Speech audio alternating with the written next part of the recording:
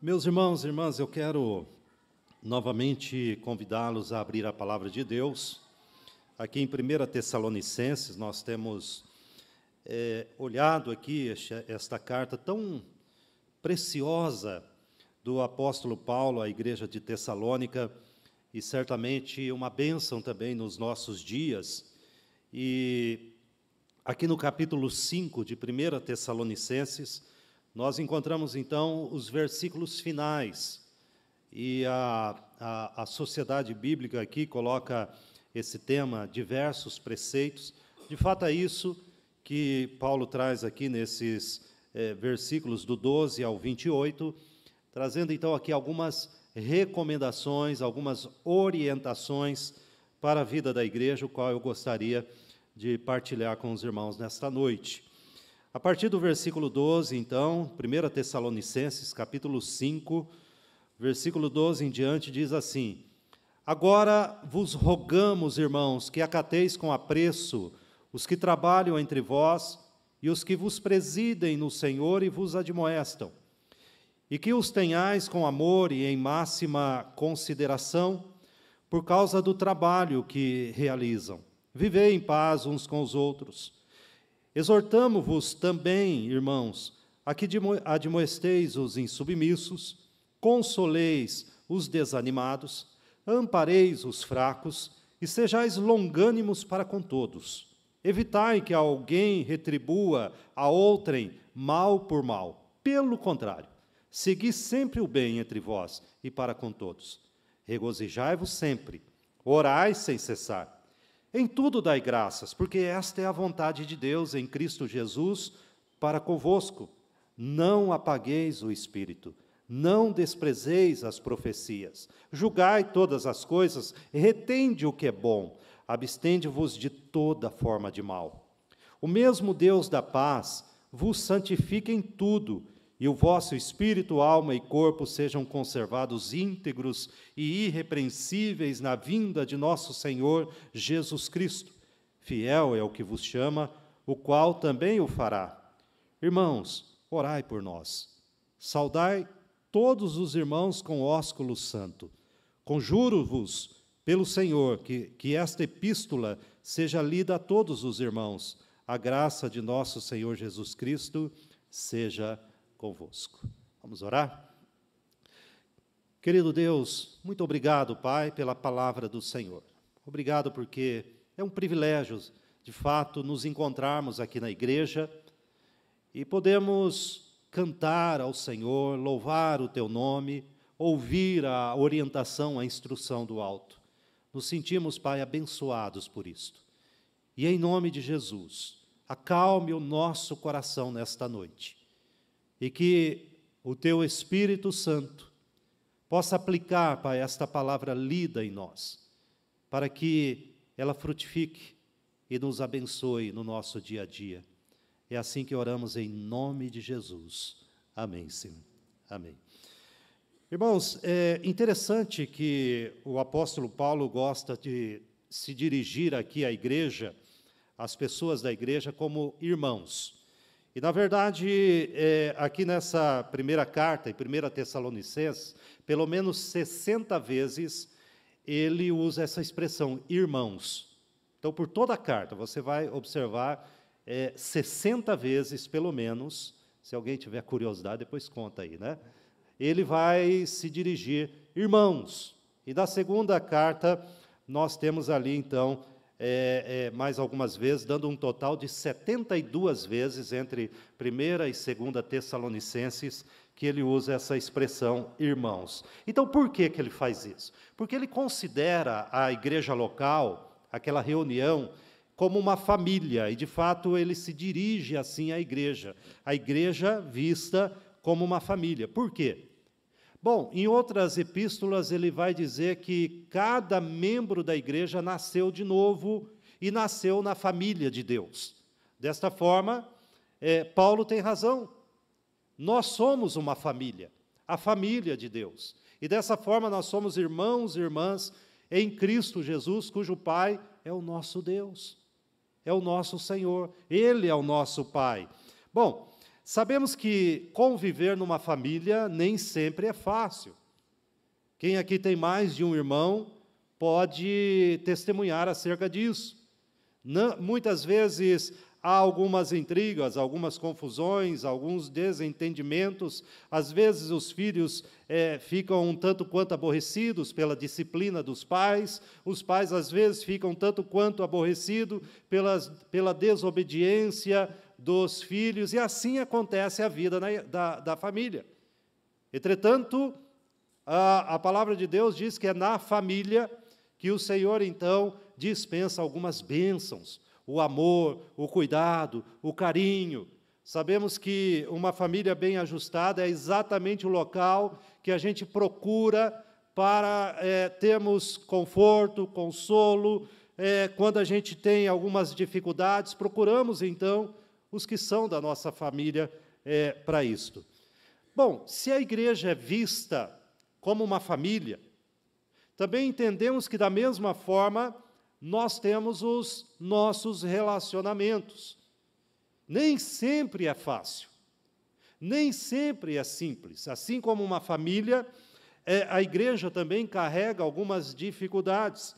Entretanto, nós não podemos nos esquecer, que aprouve a Deus. Ele poderia muito bem ter nos convertido, nos transformado, e dito assim, bom, eu bastarei a vocês no sentido de que vocês não se preocupem em se relacionarem. Fiquem em casa, leiam a Bíblia, orem em casa, mas aprove a Deus, então, que nós vivêssemos a nossa fé como uma família, como irmãos e irmãs em Cristo, numa igreja local. E é triste quando crentes, então, cristãos que se declaram que nasceram de novo, negligenciam a igreja ou a ignoram plenamente. Porque, apesar de sabermos que nenhuma família é perfeita, sabemos também que nenhuma igreja é perfeita. Vejam que, quando Paulo, então, fala acerca da vinda de Cristo Jesus, e o capítulo 5, até o versículo 11 aqui, ele vai falar sobre isto, sobre um dia, o Senhor Jesus voltará, e nós estaremos reunidos com Ele, e não teremos mais problema. Não nos acompanharão, então, as picuinhas, as dificuldades, os relacionamentos quebrados, os olhares tortos ou as palavras torpes, nada disto nos acompanhará. Será uma família perfeita. Mas Paulo aqui, ele começa o versículo 12 dizendo, agora vos rogamos, irmãos. Ou seja, ele traz a igreja agora dizendo, olha, mesmo que nós tenhamos esta esperança, mas agora precisamos viver de forma que nós possamos glorificar o nome de Cristo e possamos, como uma família, sermos também abençoados. Bom, ele traz aqui alguns elementos essenciais, eu quero destacar aqui, para que a família da igreja possa prosperar e ser feliz. Ele traz alguns elementos aqui especiais para que a gente, como uma família de Deus, sejamos mais espirituais, para a glória de Deus. E neste encerramento, então, Paulo vai discutir essas questões. E ele começa falando sobre a liderança familiar. Toda família precisa de uma liderança. Percebam que este é o plano original de Deus e nunca foi alterado. Ele estabelece uma família e coloca liderança nesta família. O pai, a mãe, exercem, então, um papel importante dentro da família. Ele vai dizer que isso também acontece na igreja. Para que uma igreja, então, prospere, para que uma igreja seja mais espiritual, para que ela, então, exista para a glória de Deus, Paulo vai trazer a importância da liderança. Uma família sem liderança desintegra. Quando o pai negligencia a sua liderança como pai, a família sofre o caos. Na igreja também é assim. Deus instituiu uma liderança para a igreja local. Veja que os versículos 12 e 13, ele diz o seguinte: agora vos rogamos, irmãos, que acateis com apreço os que trabalham entre vós, e os que vos presidem no Senhor e vos admoestam, e que os tenhais com amor em máxima consideração, por causa do trabalho que realizam. Vivei em paz uns com os outros. Bom, ele está trazendo para nós aqui algumas responsabilidades para com os nossos líderes. Sabemos que, quando a gente olha para a palavra de Deus, Deus estabelece na igreja o que nós chamamos duas classes de oficiais: os presbíteros e os diáconos. São líderes sobre nós.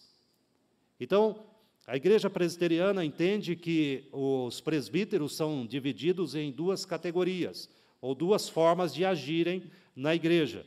Então, a igreja presbiteriana entende que existe o presbítero docente, que é o pastor, que está responsável, então, pelo ensino da igreja, e o presbítero regente, que é aquele, então, que auxilia no trabalho da liderança da igreja, no trabalho do pastoreio. E temos os diáconos, que são líderes e oficiais da igreja, que cuidam, então, da boa ordem da casa de Deus. Todos eles são importantes dentro da igreja. E veja que a palavra de Deus nos diz algumas responsabilidades que nós temos para com eles, para o bem da nossa alma, como o apóstolo Paulo vai trazer aqui nesse texto. Primeiro, aceitá-los. Veja que é exatamente isso que ele vai dizer no versículo 12 aqui, que acateis com apreço.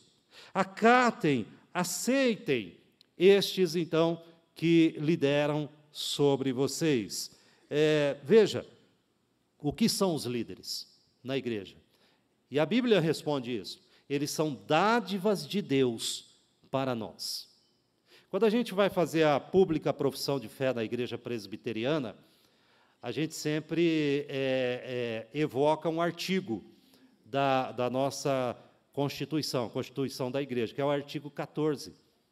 E no artigo 14, nós temos ali alguns pontos, mas na letra D, nós fazemos uma pergunta que vem dessa letra D do artigo 14. Olha, vocês que estão sendo recebidos na igreja presbiteriana, vocês prometem obedecer às autoridades da igreja? Quem já fez a profissão de fé lembra disso.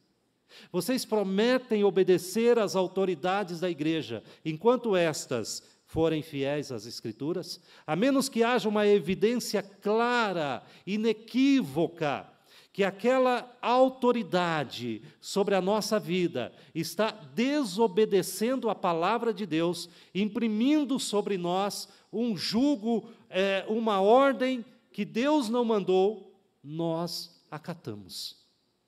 Nós, então, aceitamos. Nós devemos aceitá-los. Bom, o texto diz que não só acatem, mas valorizem. Essa é o significado da exortação aqui, acateis com apreço os que trabalham entre vós. Irmãos, nós temos aqui vários presbíteros, vários diáconos que estão na atividade, outros já foram presbíteros, já foram diáconos. O trabalho do pastor não é fácil servir em qualquer cargo de autoridade dentro da igreja. Aqueles que exercem cargos nas sociedades internas, muitas vezes ficam desanimados. Falam, olha, eu não quero mais isso. Chega, estou cansado. Parece que eu tenho que carregar sozinho. Então, veja, valorizar aqui, nós entendemos que as batalhas e fardos são muitas, e os incentivos são poucos. Então, nós, como igreja do Senhor, devemos incentivá-los, valorizá-los, animá-los no Senhor, porque isto faz parte de uma igreja saudável e para o bem da nossa vida espiritual. Para o bem da nossa alma, devemos fazer isso. Mas o texto continua dizendo, amá-los, veja aqui, versículo 13 diz assim, e que o tenhais com amor. E os tenhais com amor, como irmãos, os líderes estão entre nós. É do nosso meio que eles saem. Você não pega alguém e fala, ó, eu vou chamar alguém de fora para ser um presbítero, para ser um diácono, para ser um presidente de sociedade interna. Ah, vamos chamar alguém de fora. Não, é entre nós. Veja que o texto vai falar exatamente, né? Olha, eles estão entre vós, como diz o versículo 12 aqui, né? Os que trabalham entre vós. Mas, ao mesmo tempo que esses irmãos estão entre nós, eles também, o Senhor os coloca sobre nós. Sobre nós. É uma função que precisa, então, que nós o amemos. Nós os amemos, além de obedecer-lhes, porque esta é a próxima orientação aqui do apóstolo Paulo. E que tenhais com amor e em máxima consideração. Veja que o capítulo 13 lá de Hebreus, o versículo 17, ele vai dizer assim para nós, olha, obedecei aos vossos guias e sede submissos para com eles. Quando um líder nosso nos chama para obedecer à palavra de Deus, nós devemos atender esse chamado, porque eles fazem isso com zelo pela nossa alma. Mas veja, Paulo fala o seguinte, qual é o resultado disto? Qual é o resultado, então, de uma família, a família da fé, que valoriza, que respeita, que ama os seus líderes? E ele vai falar do resultado no versículo 13. Ele começa dizendo, e lá no finalzinho ele diz assim, vivei em paz uns com os outros. Percebam que quando a família da igreja segue os seus líderes espirituais, que estão seguindo a Bíblia, o resultado é a paz. O resultado é a paz e harmonia dentro do povo de Deus. Só quando nos sujeitamos uns aos outros no Senhor é que podemos desfrutar de paz na família da fé. E assim também é na nossa família. Uma família, então, vamos colocar a nossa família, pai e mãe, cujos filhos não respeitam os pais, não obedecem os pais, não honram os seus pais, evidentemente que dentro desta família não se configura a paz, mas o caos. Então é isto que Paulo está dizendo, querem viver em paz, querem viver em harmonia, comecem fazendo isto com os seus líderes. Mas é interessante, irmãos, que o texto nos diz que os líderes não são capazes de realizar todo o trabalho ministerial que uma igreja precisa sozinho. É como aquela velha ilustração do jogo de futebol, em que alguém cobra o pênalti, o escanteio, vai lá na ponta do campo, cobra o escanteio, corre, cabeceia, o mesmo jogador, e corre de novo e defende a sua própria bola cabeceada. Não dá. Evidentemente que não dá. Assim também como não dá que os líderes de uma igreja façam todo o trabalho sozinho. Por isso que Paulo agora acrescenta um segundo elemento. O primeiro elemento é qual? Obedeçam os vossos líderes. Sejam, então, valorize-os, ame-os, acate-os. Entretanto, agora, nos versículos 14 em diante, ele vai falar de uma cooperação familiar. Cada parte desta família deve, então, executar um serviço dentro do reino e dentro da igreja. Veja aí, ele começa dizendo, no versículo 14, exortamo-vos também, ou seja, agora nós temos um novo elemento aqui aparecendo, né? Primeiro ele vai, olha, vos rogamos, irmãos, que acateis, agora, exortamos, irmãos, vocês também, a que admoesteis os insubmissos, consoleis os desanimados, ampareis os fracos e sejais longânimos para com todos. Evitai que alguém retribua a outrem mal por mal. Pelo contrário, segui sempre o bem entre vós e para com todos. Regozijai-vos sempre. Os membros da família devem aprender a ministrar, a ajudar uns aos outros, né? A Bíblia fala, olha, as mulheres mais velhas, tanto Paulo fala isso lá em Tito, capítulo 2, né? Devem ensinar as mais novas, os homens mais velhos devem ensinar aos mais novos. Ou seja, a Bíblia fala aqui de um encorajamento mútuo, de pessoas, então, ajudando umas às outras dentro da família da fé. E Paulo ainda vai dizer lá em Efésios, capítulo 4, que os líderes, então, eles devem ajudar a igreja e preparar a igreja para que a igreja, então, possa realizar o seu ministério. Nunca foi intenção das Escrituras Sagradas que um grupo de pessoas dentro da igreja, algumas pessoas, então, fizesse o trabalho todo. Isso é estranho à Bíblia. Tanto é que ele vai dizer, olha, aqueles, então, que estão como líderes sobre vocês, deve prepará-los para que um sirva ao outro, para que haja essa mútua cooperação aqui no corpo de Cristo. Na maioria das igrejas, muitas vezes, ou uma boa parte das igrejas, há um pensamento, e é um pensamento errado, de que nós pagamos alguém para fazer o trabalho todo. Então, pagamos alguém, é responsabilidade desta pessoa. A minha responsabilidade é vir à igreja, e eu tenho que chegar na igreja, encontrar tudo arrumado, e, afinal de contas, eu pago o meu dízimo, então, eu já estou fazendo tudo o que precisa ser feito. Irmãos, nós sabemos que não é assim. E quando nós pensamos assim, há uma consequência. A obra começa a enfraquecer e morrer. É como se o filho dissesse ao pai o seguinte, bom, eu não pedi para nascer, então o problema é seu. Vou pegar aqui meu videogame, vou pegar aqui meu joguinho e se vire. Se vire. Sabemos que isso não é saudável para a família e muito menos saudável quando nós fazemos algo semelhante dentro da igreja. Então, Paulo cita alguns membros especiais da família cristã que precisam de ajuda pessoal, e nós precisamos ajudá-los. Todos nós como membros. Há serviço para todos.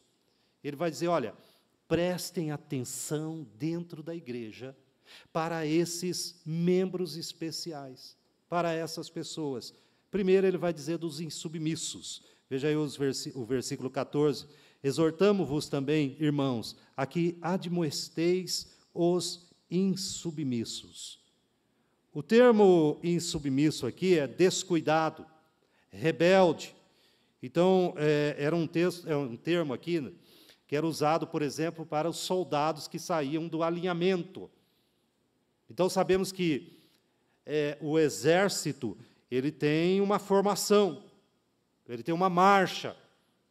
Os soldados, então, devem obedecer esta marcha, esta formação, para que, quando enfrente o inimigo, uma companhia desajustada, quando os soldados, então, saem dessa formação, enfraquece. E o inimigo triunfa sobre aquele exército. Então, a palavra é esta.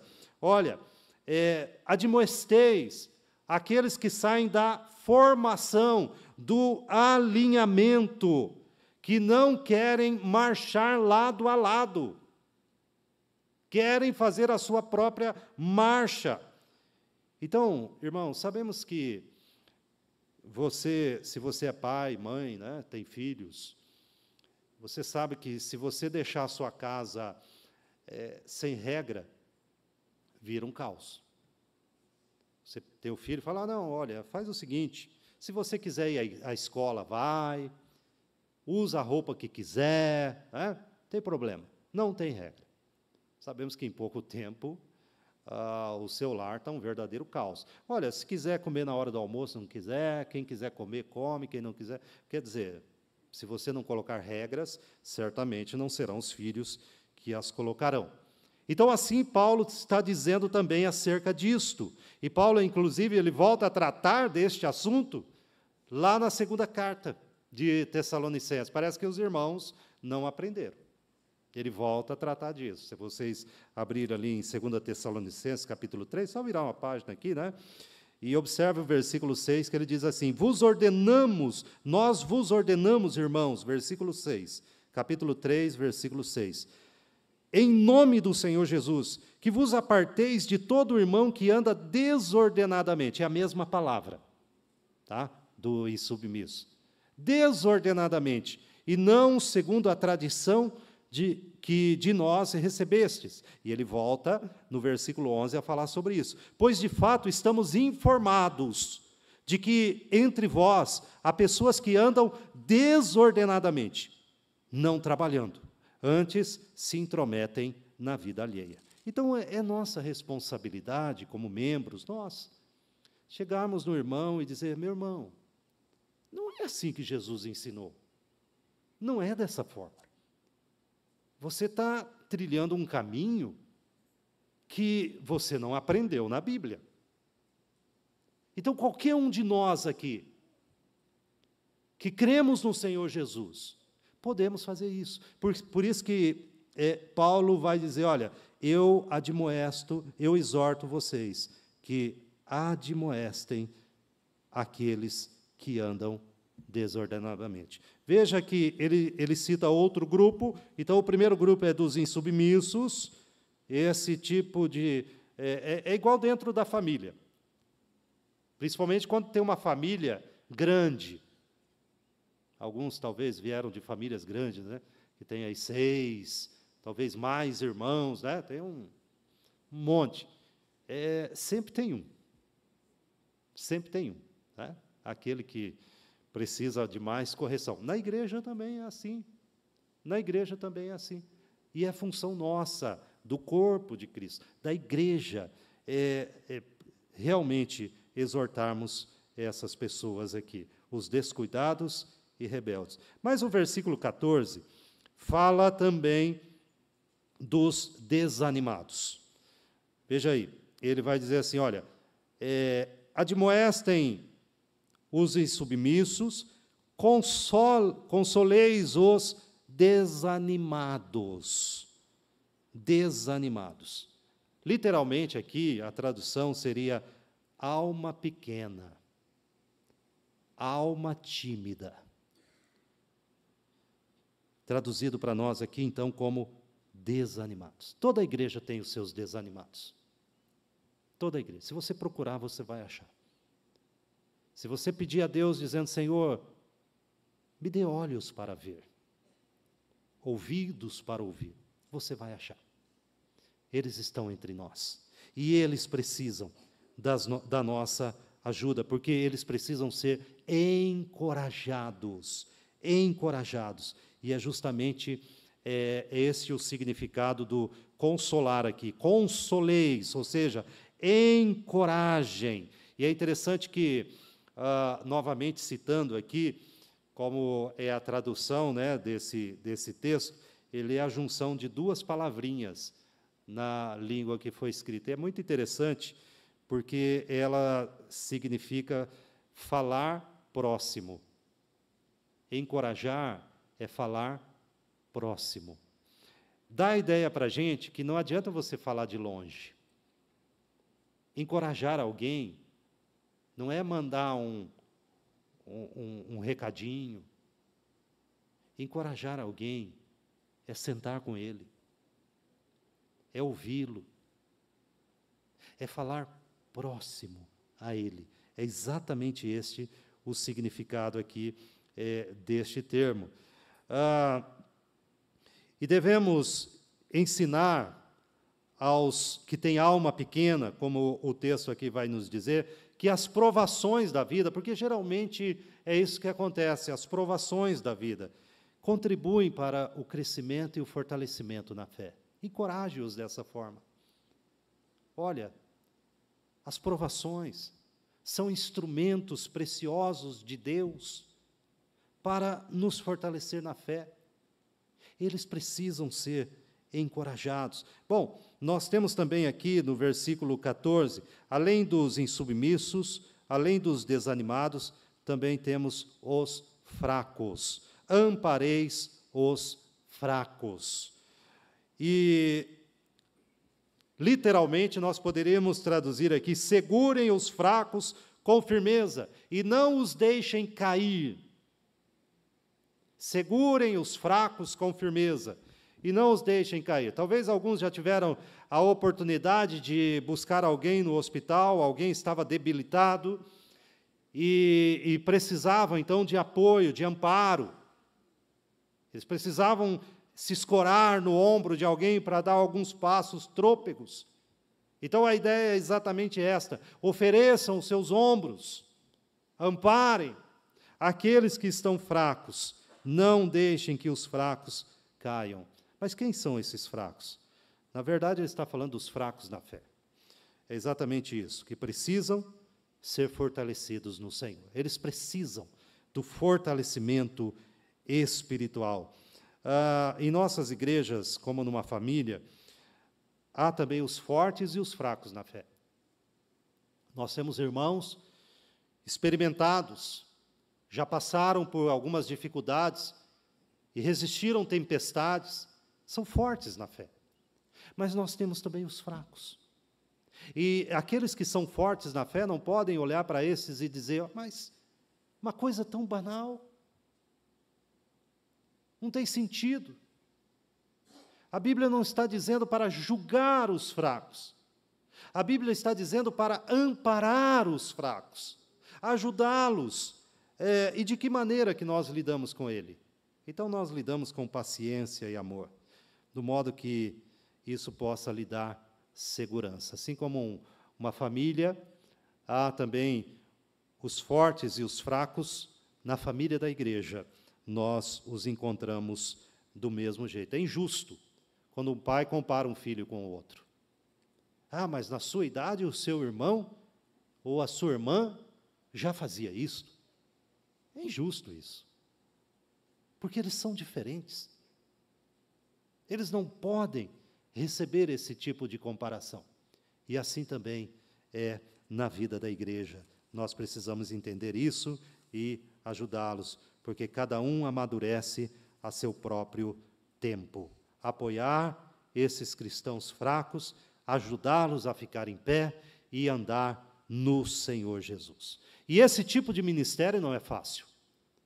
Não é fácil. Não é fácil, irmãos, admoestar os insubmissos, não é fácil consolar os desanimados e amparar os fracos. Não é. Por isso que Paulo acrescenta alguns conselhos sábios. Ele vai dizer, olha, sejam longânimos. Eu sei que não é fácil, mas sejam longânimos. Veja que ele vai dizer isso no final do versículo 14. E sejais longânimos para com todos. A palavra longânimo é a palavra paciente. Tenham paciência. E é preciso, veja só, novamente, quem é pai, quem é mãe, sabe que para criar uma família você tem que ter paciência. Você já falou para o seu filho 10 vezes, que ele não deveria fazer aquilo. E ele vai e faz o quê? O que você falou para não fazer. Para testar a sua paciência. Então, Paulo, ele sabe que é difícil. E ele vai dizer, sejam pacientes. Talvez uma coisa que está faltando muito na presente era, nós não temos mais paciência. Se alguém te fechar no trânsito, não tem mais paciência. Se alguém demorar na fila, na sua frente, se distrair um pouquinho na fila, você já não tem mais paciência. Veja como é oportuno, então, para nós cristãos, exortação de Paulo dizendo: sejais longânimos com os seus irmãos. Façam isto para a glória de Deus. Ele também vai dizer no versículo 15, acerca de alguns conselhos para nos encorajar. Primeiro, seja paciente. Depois, atentem para a motivação do coração de vocês. Veja aí, ele dizendo assim: evitai que alguém retribua a outrem mal por mal. Tem uma velha frase que diz assim, que você não deve morder a mão que te alimenta. Já ouviram essa frase? Né? Você não deve morder a mão que te alimenta. O que acontece? Às vezes, alguns crentes dentro da igreja, com toda a boa vontade de fazer o que é certo, ele encontra da parte de alguém a retribuição do bem com o mal. Então, a resposta de amor que ele recebe, muitas vezes é uma resposta dura, grosseira, como a gente diz, atravessada. Percebam o seguinte: como que você vai responder a isso? Alguém te fez mal, e Paulo vai dizer: evitem de que alguém retribua a outrem o mal pelo mal. Se alguém fez isto, lembre-se, você está fazendo para o Senhor. Muitas vezes a pessoa não valorizou o seu esforço, não valorizou o seu ministério, o seu serviço, o seu amor, mas esteja pronto para perdoar. Essa é a mensagem de Paulo. Esteja pronto, evite.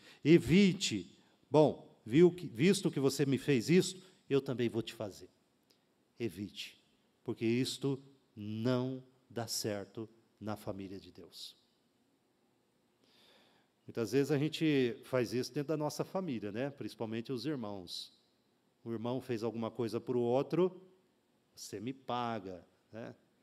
Eu lembro de um primo meu, eu morava com eles, na família deles, e ele gostava de uma guria lá da igreja, né?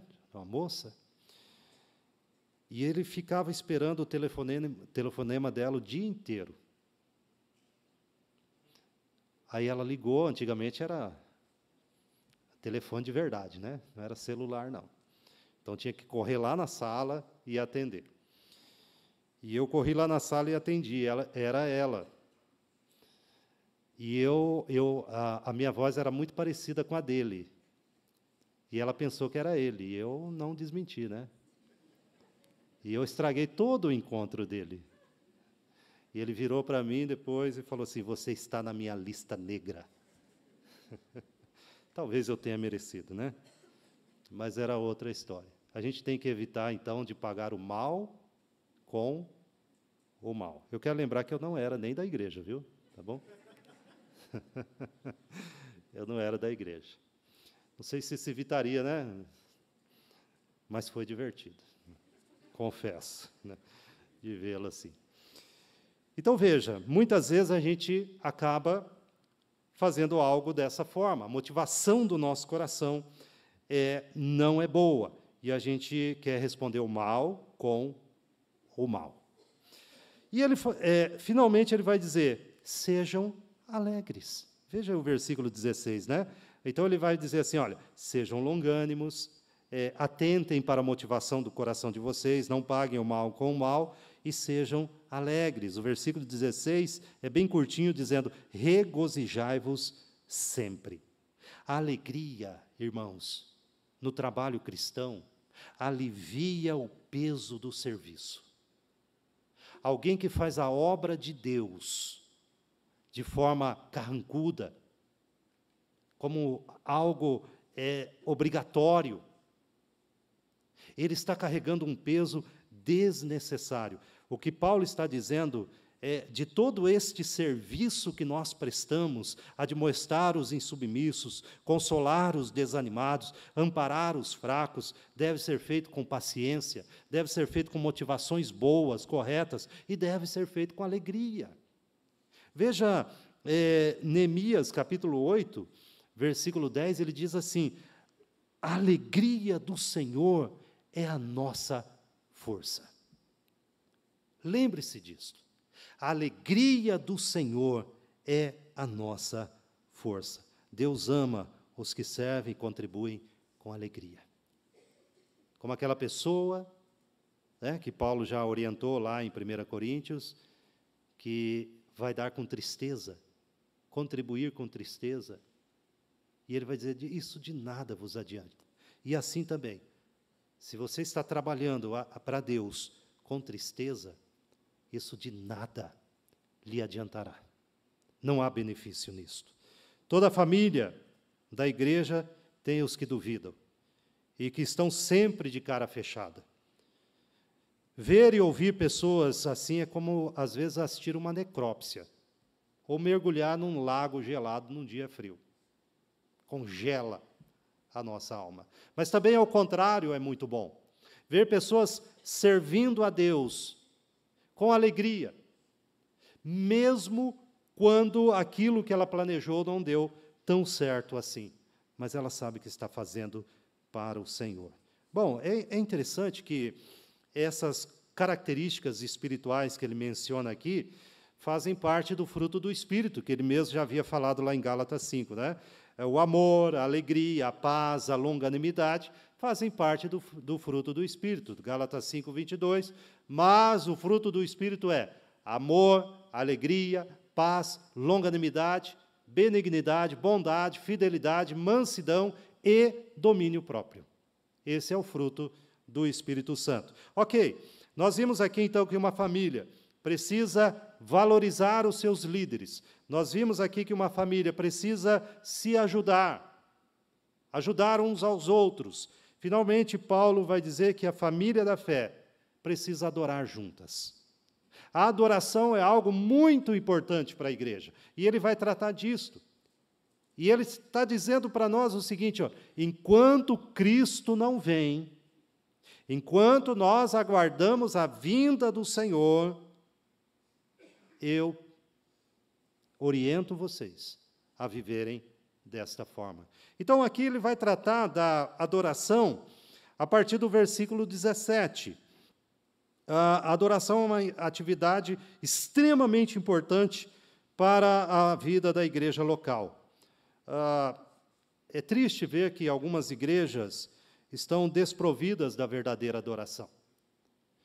E elas se preocupam mais com uma forma de entretenimento religioso para satisfazer os desejos do coração de alguns, do que satisfazer a vontade de Deus na adoração.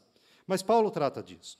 A partir do versículo 17, então, ele vai citar aqui alguns elementos, e precisamos estar atentos a nisto, que constituem, então, o trabalho, a obra de adoração da igreja local. Isso não é só destinado aos nossos irmãos que lidam aqui com os instrumentos e com as vozes, mas a todos nós. E ele vai dizer, então, que precisa estar presente na igreja a oração. Versículo 17, ele vai trazer aqui para nós, orai sem cessar. E é interessante esse termo, traduzido aqui por orar sem cessar, porque ele não significa orem continuamente. Você começa uma oração e não termina mais, né, sem cessar. Mas o termo significa, voltem a fazer sempre isto. Então, você fez isto agora, voltem a fazer de novo. A oração deve ser sem cessar, no sentido de que é uma atividade que nós devemos voltar sempre a ela. Seja nas nossas orações particulares, mas aqui ele está abordando aqui a questão comunitária, a questão da adoração na igreja. Uma igreja precisa, na sua adoração, ter o lugar da oração. A oração é algo que a igreja recorre constantemente. Frequentemente, ela deve voltar, então, a esta prática, para que a gente mantenha, então, permanentemente ativa uma vida plena com o nosso Deus. O versículo 18 aborda sobre o louvor, e aqui ele coloca para nós: em tudo dai graças, porque esta é a vontade de Deus em Cristo Jesus para convosco. Então, aqui são as ações de graças, que é parte vital da nossa adoração. Paulo vai orientar lá em Efésios 5:19, que no nosso louvor deve estar contido as nossas ações de graça, os salmos, os hinos e os cânticos espirituais. Lá em Efésios 5, versículo 19. Muito bem. Também aqui ele traz para nós, versículos 19 a 21, a palavra de Deus. Percebam aí que ele vai dizer assim: não apagueis o espírito, não desprezeis as profecias, julgai todas as coisas, retende o que é bom. Nós temos aqui algumas verdades. Primeiramente, vamos tratar aqui da questão da profecia. Não desprezeis as profecias. Paulo não está falando nada além do que a palavra de Deus. As profecias aqui, não pense que é algo contrário a isso. Ele está dizendo, olha, sempre que a palavra de Deus é expressa, pregada, ensinada, não desprezem.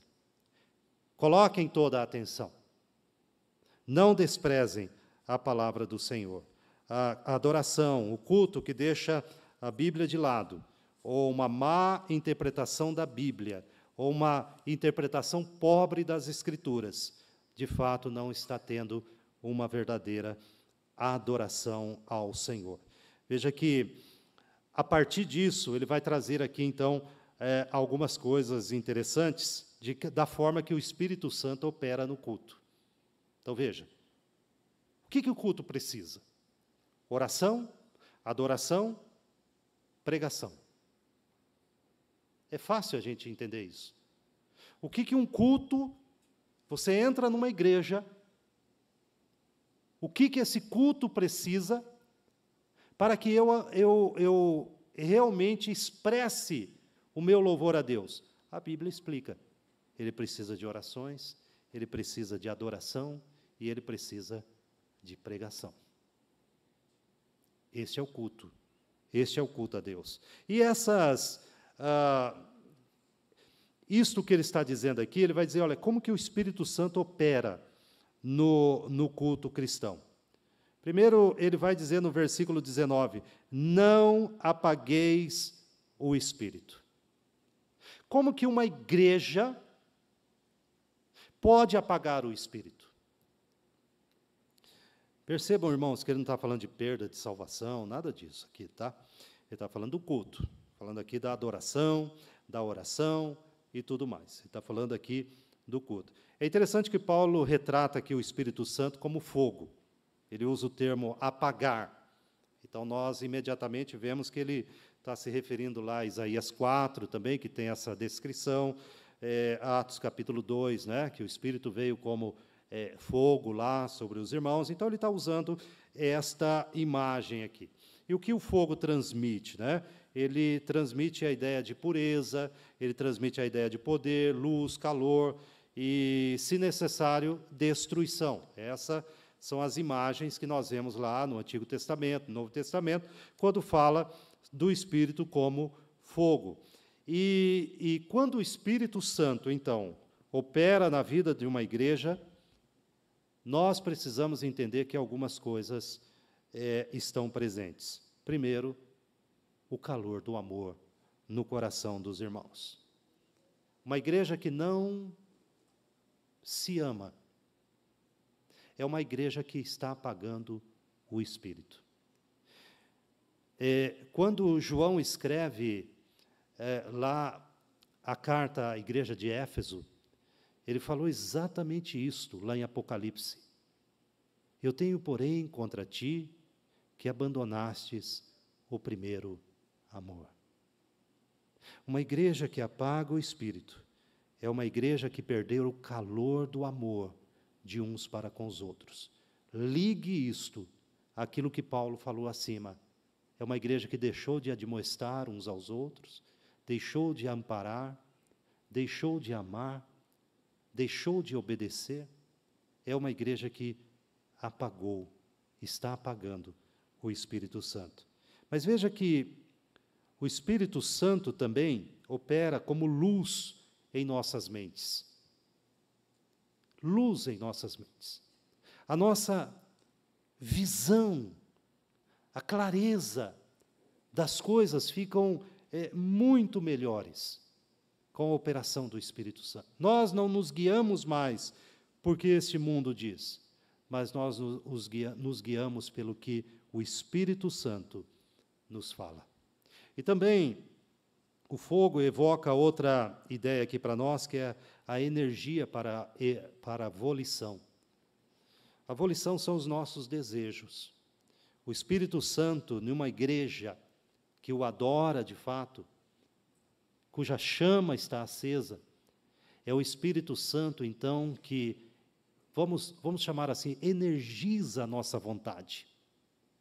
Muitas vezes nós queremos fazer algo, mas sabemos que aquilo não agrada a Deus. Quem nos dará energia para fazer o que é correto? O Espírito Santo. É uma igreja, então, que não apagou o Espírito Santo. E veja, então, meus irmãos, que o resultado disto tudo, ele vai dizer aqui no versículo 21, julgai todas as coisas, retendes o que é bem, o que é bom. Julgai todas as coisas, retende o que é bom. Percebam que Paulo enfatiza aqui um equilíbrio na vida cristã. Ele vai primeiro falar do aspecto, ele fala do aspecto negativo e fala do aspecto positivo. Primeiro ele vai dizer do aspecto positivo, negativo, dizendo aqui no versículo 22, abstende-vos de toda forma de mal. Se você tem apreço pela palavra de Deus, se você tem apreço pelos irmãos, pela oração, cabe a você, então, agora, julgar todas as coisas, reter o que é bom e se afastar do mal. Se afaste do mal, ele vai dizer. E no versículo 23, ele fala de um aspecto positivo. O mesmo Deus da paz vos santifique em tudo. E isso culmina, então, na santificação e na comunhão cristã. Veja que no encerramento dele, que é o meu encerramento também, nos versículos 25 ao 28, ele vai falar da comunhão cristã, né? Irmãos, orai por nós. Orai por nós. Saudai todos os irmãos com ósculo santo. Conjuro-vos pelo Senhor que esta epístola seja lida a todos os irmãos. A graça de nosso Senhor Jesus Cristo seja convosco. Depois a gente... a ideia de Paulo é o seguinte, depois da igreja adorar juntas, os santos, então, a igreja ministra uns aos outros. De que forma? Atendendo orações, ele fala, olha, ore por mim. Imagina você ali na porta da igreja e alguém que você preza e confia, você diz a ela, ô meu irmão, ore por mim. Isso faz parte da comunhão cristã. Não é à toa que isso está aqui. Que Paulo confia na igreja e fala, orem por mim. E que essa seja uma prática da vida da igreja. Saudai a todos os irmãos com ósculo santo. Sabemos que lá naquela época havia esse costume, né, de se saudar com o beijo. Aqui nós devemos ter também, nos cumprimentar e nos encorajar. É triste quando a gente vê a igreja, estive em igrejas que, no final do culto, o povo fugia do culto, sumia, desaparecia, feito ratos que abandonam o navio. Irmãos, devemos pensar que a comunhão não é só enquanto o pastor está pregando. A comunhão também continua depois que nós saímos daqui. Dá a impressão que Paulo está falando de um pós-culto. Um pós-culto. Terminou o culto. Pedidos de oração.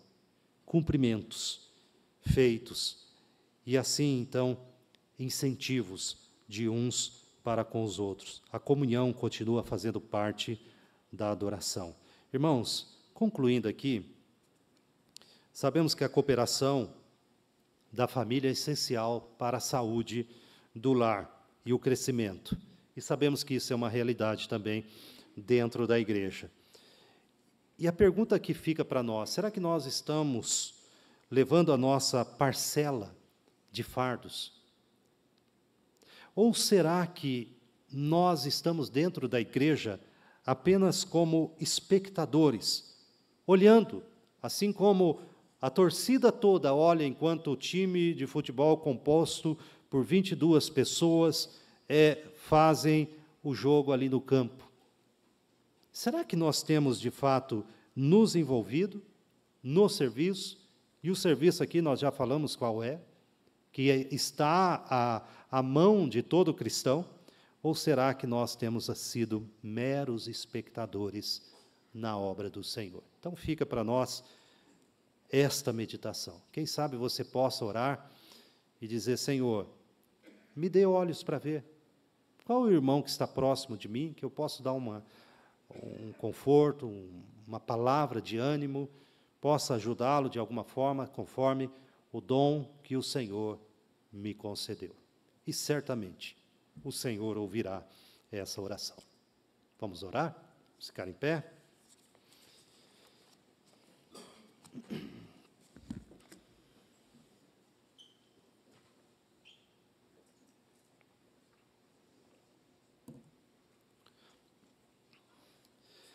Pai Celestial, nós queremos, Pai, em nome de Jesus, agradecer ao Senhor por estarmos aqui esta noite. Obrigado por termos entrado aqui, nos assentado nestes bancos. E agora, Pai, quando nós estamos terminando este momento de culto, o Senhor nos ensine e nos desperte para como nós podemos servir melhor ao Senhor. Que o Senhor nos ajude a, de fato, não apenas sermos espectadores da obra evangélica, da igreja, mas sermos participantes ativos. E não nos deixe desanimar, mesmo quando as nossas melhores intenções não são bem recebidas. Mas que a gente aprenda com o Senhor. Nos leve em paz, Senhor. Que a alegria do Senhor seja, de fato, a nossa força. Que o Senhor nos ajude a dia aguardar pacientemente a volta do Senhor Jesus. E enquanto isto, Pai, estamos aqui e o Senhor nos mostre como podemos servir melhor ao Senhor. Abençoe, Pai, os irmãos que estão enfermos, estão em recuperação, famílias, Pai, que precisam da graça misericordiosa do Senhor. Que o Senhor, Pai, encha o coração de cada irmão aqui presente da paz do alto. E que durante, Pai, a semana que nós temos pela frente, o Senhor nos ajude a lidar com as nossas questões à luz da Tua palavra. Fica conosco, Senhor, nos abençoe. É a oração que fazemos em nome de Jesus. E agora, amados irmãos, que a graça do nosso Senhor e Salvador Jesus, que o amor de Deus, o nosso Pai, e que a comunhão e as ternas e doces consolações do Santo Espírito repouse, queridos irmãos, sobre nós, aqui presentes, e sobre a Igreja de Deus que está espalhada por toda a terra, hoje e para todo sempre. Amém.